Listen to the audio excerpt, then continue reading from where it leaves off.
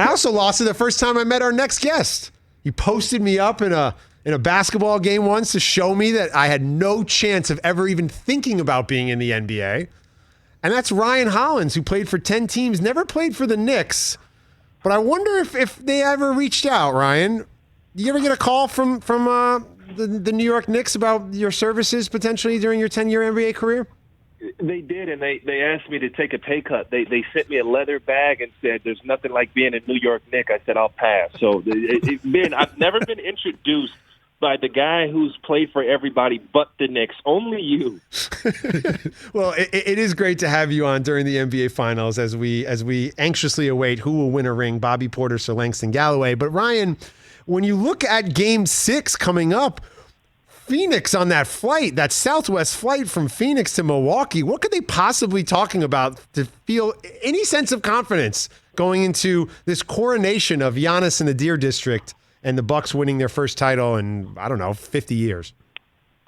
Here's the reality. Chris Paul didn't play well, and now Milwaukee has gotten to a point where they're playing good enough with we can call it a big three, a semi-three, whatever you'd like to say, where Phoenix has to play well. You need Chris Paul and Booker in the same game. We've seen Chris Paul play well. We've seen Booker play well, but we haven't seen it together.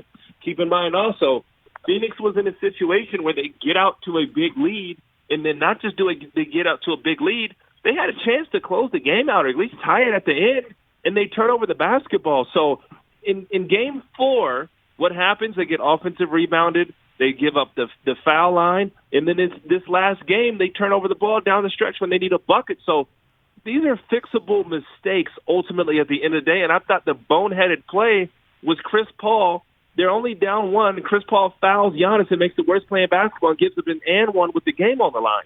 Let them dunk the basketball, or, if you're going to take them out of the air, take them out the air. I don't know, but I think just let the guy dunk it at that point, maybe contest it, but don't give up an and one. So Phoenix they're showing their inexperience at this time. I thought they definitely played hard enough to win. They gave themselves a chance, but, they're going to have to shore up the little things because this isn't the same boneheaded Milwaukee team we're used to playing that's just bigger, stronger, faster. They're actually playing together. And when I say that, I mean the adjustments the Bucks made was just play harder. That's not the adjustment in the NBA Finals. And I thought Bud did a much better job coaching, and the guys bought into the ball movement, and that's something we were seeing from Phoenix earlier on and not from Milwaukee.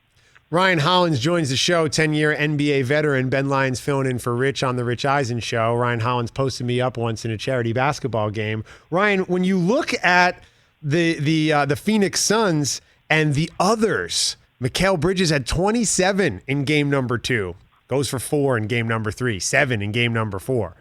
How can the others travel to Milwaukee? Can the Suns get anything out of Cam Johnson, Cam Payne, maybe even an LG Kick sighting? What do they do to get some support from the role players? And why don't role players travel well? Well, it's all about the stars. And the biggest thing that the road starts to bring out is the hustle points. I mentioned it earlier. The Bucks were plus 17, on the offensive glass. They were minus 17. The Suns, as far as turnovers were concerned, those are the hustle points, the little points. They have to make those efforts, and that's going to be the big difference in the game. So you ask, what do the role players do? Those are the controllables that the role players give. I remember playing with the Boston Celtics, and I'm a role player. My job was to make sure Paul Pierce, Kevin Garnett, and Ray Allen, those guys were comfortable. So they've got to defend. They got to dive on the loose balls. They've got to gang rebound. They have to make all those little things so that Chris Paul and Devin Booker can be the best versions of themselves, and especially on the road. I've never been more uncomfortable in my own skin when I'm in the presence of Kevin Garnett, because that guy's really intense and says some wild things. It just makes me feel really weird. What's it like to have the job of having to make Kevin Garnett comfortable? Hey, man, he's one of the best teammates on the entire planet. As uncomfortable as he makes Ben Lyons feel for his comments against Carmelo, we're not going to dig into those. Going against the New York Knicks, that's a thing for you. I know it's a thing for you, Ben, okay? But ultimately, man, he's one of the best teammates ever. And all he does is infuse confidence into his team, and he's just an old-school, hard-nosed guy. There was never a playoff, never a shoot-around we took off, never a practice out of place. So I tell you one thing, you would love – to get in the booth with Kevin Garnett one day, man. He might turn Ben Lyons into a monster. Just forgive him. He was never a Knick, man. Forgive him. It's not his fault that the Knicks, didn't go and get him in free agency or off the back. I don't know, man. But forgive Kevin Garnett. He's the best teammate I've ever had, and I owe him a lot. I see a lot of KG and Giannis in terms of the intensity, in terms of the way they lift up their teammates. I remember the footage of game, I think it was 2, when Giannis is talking on the bench to his guys, trying to get them going. How does Giannis make others better? Is it with his actual play on the court, or is it just his aura, his presence, his intensity? You see a guy given the effort that Giannis gives, you don't have any other excuse other than play hard. We can fault Giannis for the free throws, the 3-ball, maybe lack of consistency in scoring, but you can never lack his effort, man.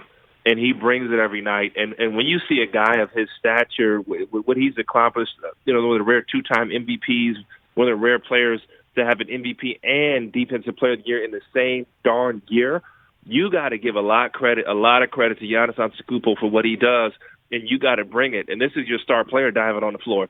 This is your star player who hyperextended the heck out of his knee and then came out and played as if it never happened. You know what I'm saying? A New York Knick hyperextends his knee, and he's out for the entire season. Giannis comes back a couple of days later, Nick. So Ben, you gotta really take your hat off to Giannis, and he's leading by example. And the skill set and all that stuff is starting to come along. He's not quite there yet, but his effort is infectious on the floor, Ben.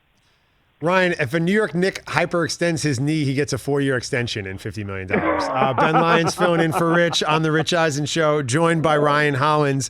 When you were watching the game the other night, Ryan, and Giannis was on the free throw line and they cut to a Phoenix Suns fan who was counting $100 bills, did you think, how does this guy make his money?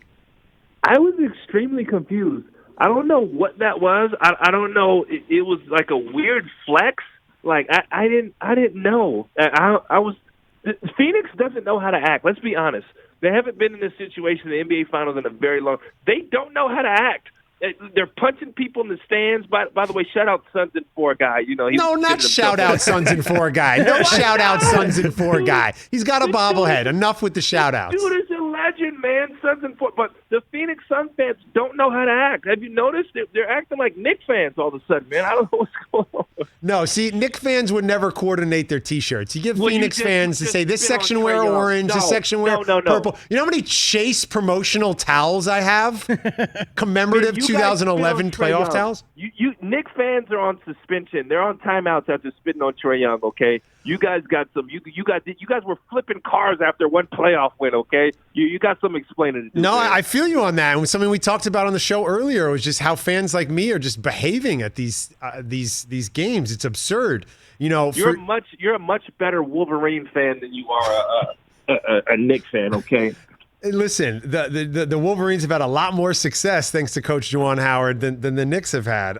But Ryan, you're a guy who played in the NBA 10 years. Who would oftentimes, hear fans shout, or you would interact with fans. I know you and Jimmy Goldstein would yuck it up at Clipper games. You guys talk about your hat collection and your rhinestone boots that you both share. Oh my gosh! But the idea of now here in baseball in the Bronx, a guy's throwing a baseball from left field into Alex Verdugo's back, and you mentioned Trae Young and Kyrie in the water bottle. What's going on with fans and reacting to players and the interaction? And do you have any memories from your days playing where you would get into it with a yokel like me? Yeah, you know what? I didn't like the. Sometimes fans get so excited that they feel like they can say and do anything to you when they're very close to you. And sometimes, I've had to give reminders that, hey, man, you say the wrong thing, you're only a couple steps away. And I've also kind of had to play mediator. I played with Matt Barnes, DeMarcus Cousins, a couple of guys who will get into the audience. So I've kind of been the buffer for the most part. But I just think there's a mix of, and Ben, you mentioned it earlier, there's a mix of social media and there's a mix of COVID and not being able to go to games where a lot of these fans have lost their darn minds. And I do want to throw this out. A lot of the true diehard Knicks fans are not blessed enough to make it to games. a lot of diehard fans can't afford to get into these playoff games. So, I'll give you some slack. Don't judge a team by the people in the arena. The real fans don't always get to make it in.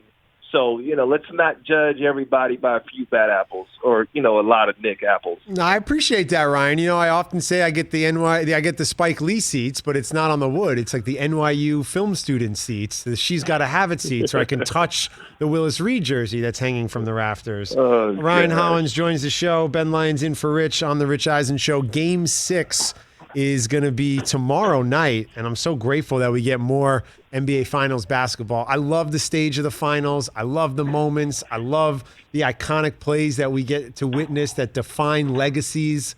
When you look across the court at Chris Paul and how it felt after 2 games, Ryan, this was going to be the coronation of one of your old teammates, one of the great leaders in NBA history, the leaders of the Players Association off the court, just like this celebration of plant-based Chris Paul. I mean, Beyond Meat stock was going up.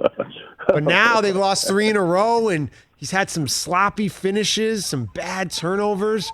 Does the narrative around his legacy, around how we view Chris Paul, really change if they are not able to get it done in Milwaukee? I played with Chris, and I know that's the big monkey on his back is not, getting a championship or making it to the finals. And I think he can only add to his legacy.